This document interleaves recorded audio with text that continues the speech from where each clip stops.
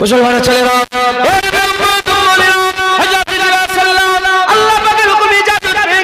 ওই বুড়াটাকে সঙ্গে করে নিলেন, বুড়াটাকে সঙ্গে করে নিয়ে হযরত জিবরাইল সাল্লাল্লাহু কোথায় চলে এলেন? হযরত জিবরাইল সাল্লাল্লাহু কাবা শরীফে চলে এলেন। কাবা শরীফের ছাতানে হযরত জিবরাইল সাল্লাল্লাহু বুড়াটাকে রেখে দিলেন। বুড়াটাকে রেখে দিয়ে হযরত উম্মে হানি হুজুরের বাড়িতে, আম্মা জান উম্মে হানি হুজুরের বাড়িতে হাবিবুল্লাহ ঘুমিয়েছিলেন। হাবিবুল্লাহ ঘুমিয়েছিলেন। এমন অবস্থাতে হযরত জিবরাইল সাল্লাল্লাহু ঘরের মধ্যে প্রবেশ করলেন। হুজুর পাক ঘুমিয়ে আছে, কার ক্ষমতা আছে হুজুরকে তুলবে? হুজুরকে তুলবে কার ক্ষমতা আছে? কার ক্ষমতা নেই? হযরত আলী হুজুর নবীর ঘুমের জন্য নামাজ কাজা করে দিয়েছে। হযরত আবু বকর সিদ্দিক হুজুর নবীর ঘুমের জন্য নিজের জানকে তার সুরের মধ্যে কুরবান করে দিয়েছে। আরে আবু বকর সিদ্দিক তো জান দিয়ে দিয়েছিল, এই আল্লাহর রহমতে জান বেঁচেছিল, আল্লাহর রহমতে জান বেঁচেছিল। হযরত আলী আসরের নামাজ ছেড়ে দিয়েছে হাবিবুল্লাহর ঘুমের জন্য। সেই আকা মাওলা রাসূল পাক সাল্লাল্লাহু তাআলা আলাইহি ওয়াসাল্লাম ঘুমোচ্ছে। জিবরাইলের কি সাহস আছে? জিবরাইল সাল্লামের কি সাহস আছে চলে যাবে? কি করবে এই চিন্তা করে আবার আল্লাহ ইজাজত দিলেন, আবার আল্লাহ হুকুম দিলেন, এই আমার নবীর কদমে চলে যাও, আমার নবীর কদমে চলে যাও।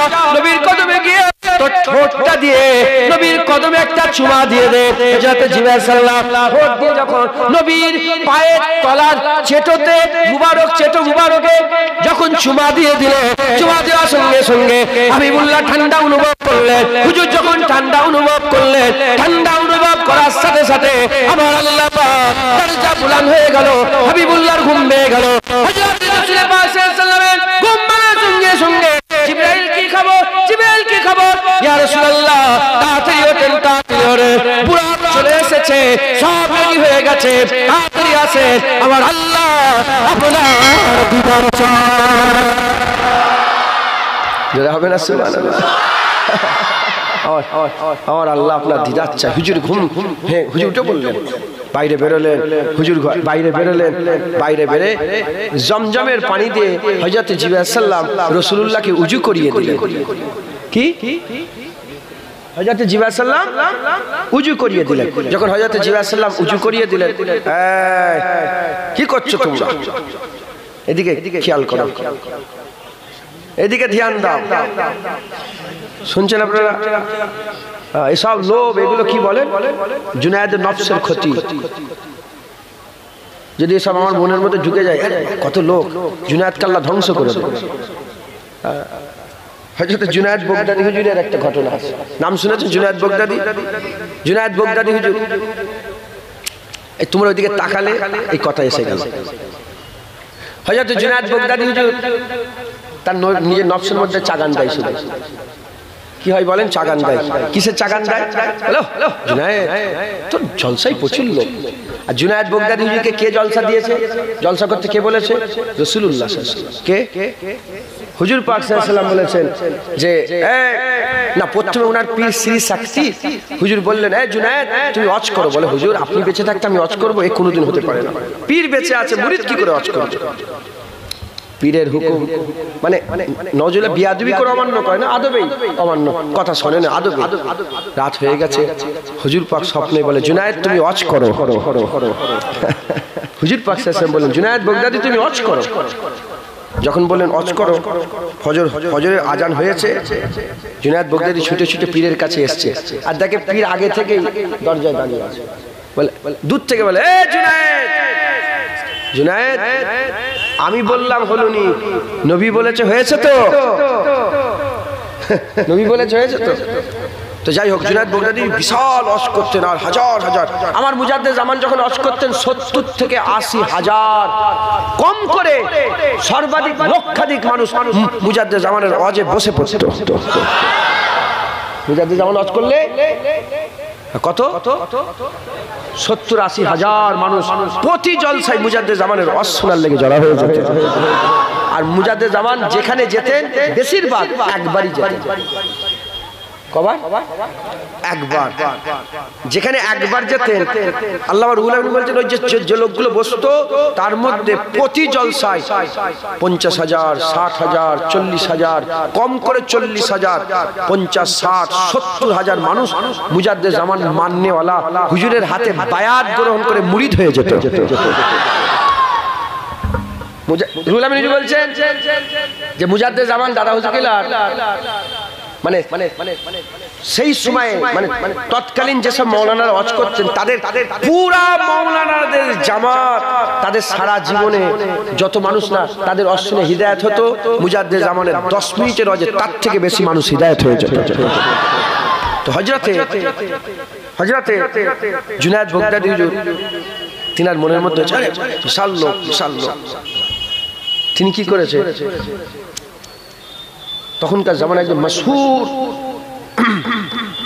জানি জেনা করনে वाली সবাই চেনে থাকে, যেই জেনা করে তার কাছে গিয়ে নিজের পাগড়িটা দিয়ে এসেছে আর বলেছে, এই শুনছেন আপনারা, আর বলেছে যে যখন আমি ওয়াজ করব তুমি এই পাগড়িটা আমাকে দিয়ে যাও। পুরা আপনাদের আল্লাহ না করেন যদি এখানে কেউ জানি থাকে আর আমি যদি দিয়ে যাই কালকে যে টুপিটা আমাকে আমার একটা পাগড়ি সবাই চেনেন ওরা আমাকে কিছু জিনিস ওইটা দিয়ে যাবে তোমাকে, সবাই সামনে ওই মেয়েটা যদি এসে আমাকে দিয়ে যায় ওটা তোমরা কি স্মরণ কি মনে করো রাত্রেবেলায় হয়তো হুজুর ওখানে ছিল। তো জুনায়েদ বাগদাদী যখন বলেছে পাগড়িটা দিয়ে যাবে পুরা সবাই দেখছে আর মেয়েটা এসে পাগড়ি দিয়ে গেছে, আরে এই তো হুজুরের পাগড়ি ওর কাছে গেল কি করে, বুঝতে পেরেছে? একটা করে লোক ফাঁকা হতে হতে পুরো ফাঁকা হয়ে গেছে, পুরো ফাঁকা হয়ে গেছে। কিছু খাস হুজুরের মুরিদ বলে হুজুর আপনি এরকম কেন করলেন, বলে আমার নফসে চাগান দিচ্ছিল যে এই জুনায়েদ তোর কত লোক কত জলসা। তো এটাও একটা লোক আল্লাহকে সাক্ষী রেখে বলছি নবীর কদমের ওসিলায় যার কুবজায় কুদরতে আমার জান সেই সত্তার কসমকে বলছি তোমরা এলেই কি আমার না এলেই কি আমার দিলের মধ্যে কিচ্ছু এসে যায়। অতএব হুড়োহুড়ি করোনি, কত লোক হলে এটা বড় কথা নয়, কেমন লোক হলে এটা বড় কথা। আল্লাহ কোয়ান্টিটি পছন্দ করেন, আল্লাহ কোয়ালিটি পছন্দ করেন।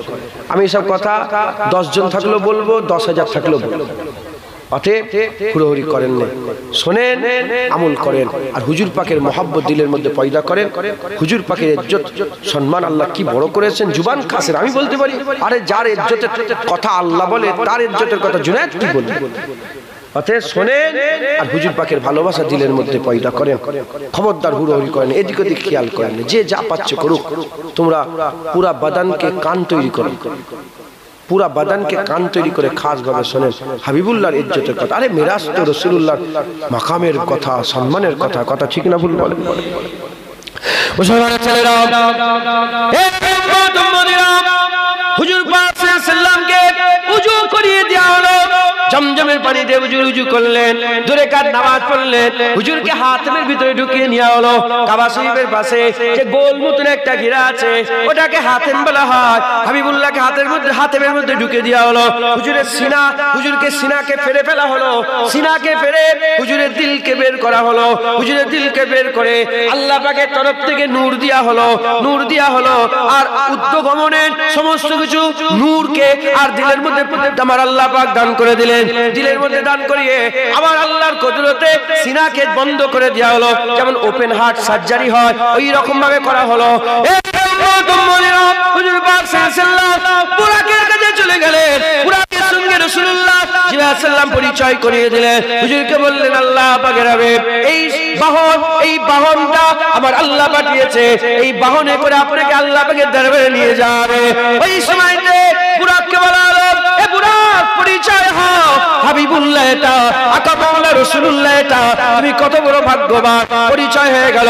হাবিবুল্লাহকে বলা হলো, ইয়া রাসূলুল্লাহ আপনি বরকতের সঙ্গে আপনি আরোহণ করেন, বরকতের সঙ্গে বুরাকের উপরে উঠে পড়েন।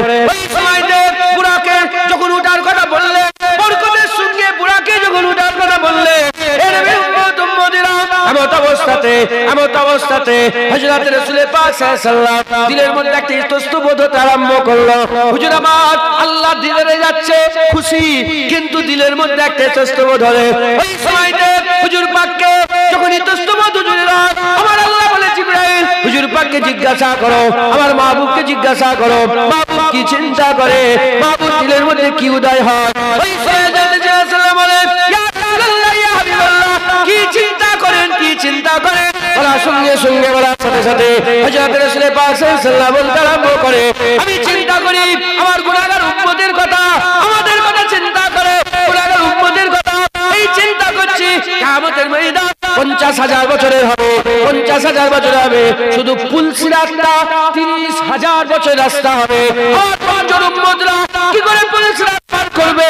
যখন এই বলেছে বলাও শেষ হয়ে যায়, আমার আল্লাহ বলে হাবিবুল্লাহকে সংবাদ দিয়ে দাও তার প্রতিটা নেক উম্মতের জন্য কবর থেকে ওঠার আগে তাদের কবরের পাশে একটা উম্মতের জন্য একটা বুরাকের ব্যবস্থা করে দিও।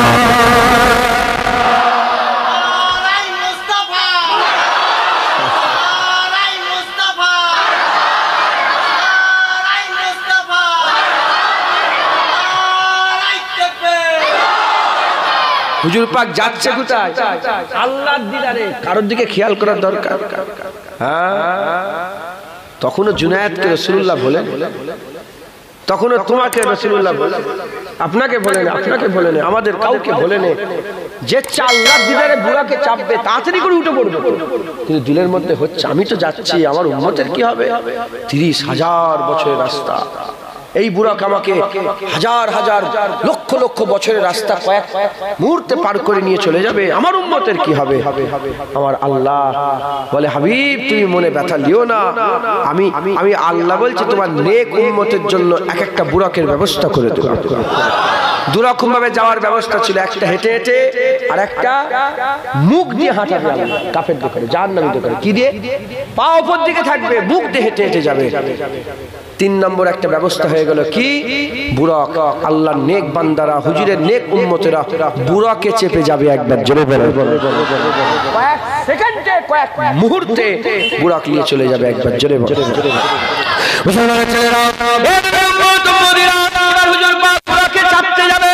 এবার হুজুর বুরাক লাফাতে আরম্ভ করেছে, চালতে আরম্ভ করে দিয়েছে, বুরাক ছটফট করতে আরম্ভ করেছে। হযরত জিবরাইল বলে, ঠান্ডা হয়ে যাও, ঠান্ডা হয়ে যাও। বলে হ্যাঁ, বুড়া খুশিতে লাফাতে আরম্ভ করেছে। হাবিবুল্লাহ আমার উপরে চাপবে, হাবিবুল্লাহ আমার উপরে আরোহণ করবে। বুড়া ছটফট করে আমার আল্লাহ পাকের হুকুমে বলে, বুড়া ঠান্ডা হয়ে যাও। তুমি কি জানো তোমার পেটে কি, তোমার পিঠে কে চাপছে, তোমার পিঠে কে আরোহণ করছে, তোমার উপরে কে উঠবে তুমি কি জানো? ওই সময় বুড়া বলে জানি, বুড়া বলে জানি।